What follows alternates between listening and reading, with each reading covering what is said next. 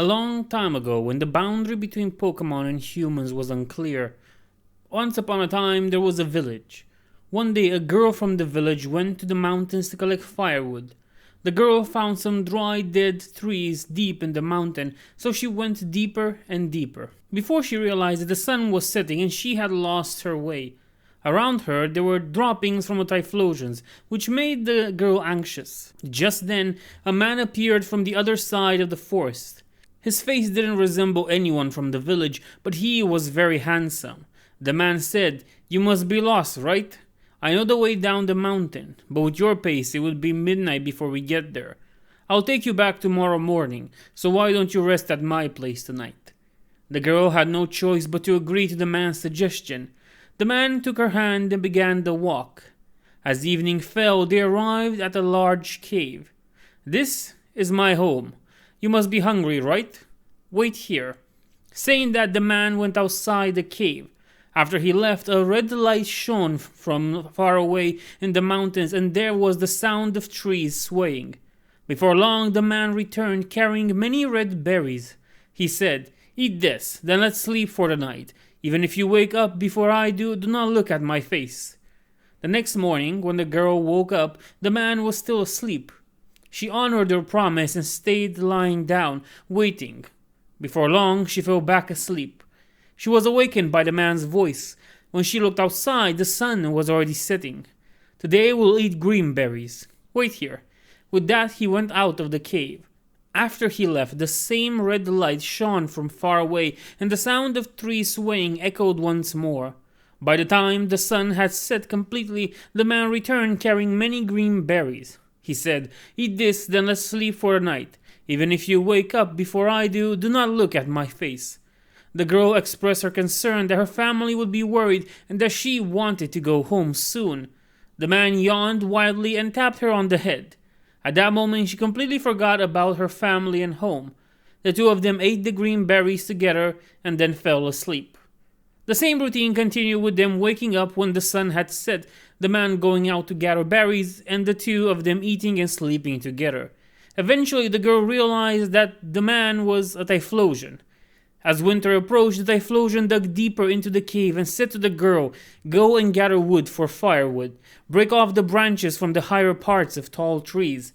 The girl tried to do as Typhlosion instructed, but the tall trees scared her, so she could only climb the shorter ones.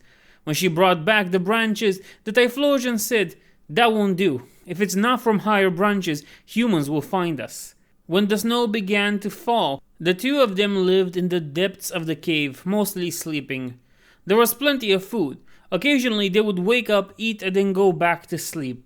One day when she woke, the girl was holding a child. After several days and nights passed, the Typhlosion said, "Your father is looking for you, but you are my wife, so I cannot return you. I will have to fight him." The girl pleaded, "Please do not do that. Don't kill my father. How can I live with you if you kill my family? You are a good person, so please stay here with me and sleep." "All right, let's stay here and sleep," the man nodded. The next night, the Typhlosion woke the girl and said, "Your father is close by. Go and see." When the girl went outside, a snowstorm was raging. She climbed a low tree and broke off a branch. When she returned to the cave, the Typhlosion was singing a song she had never heard before. "You broke off a branch, didn't you? Soon your father will come here. I'm going to do something bad to your father.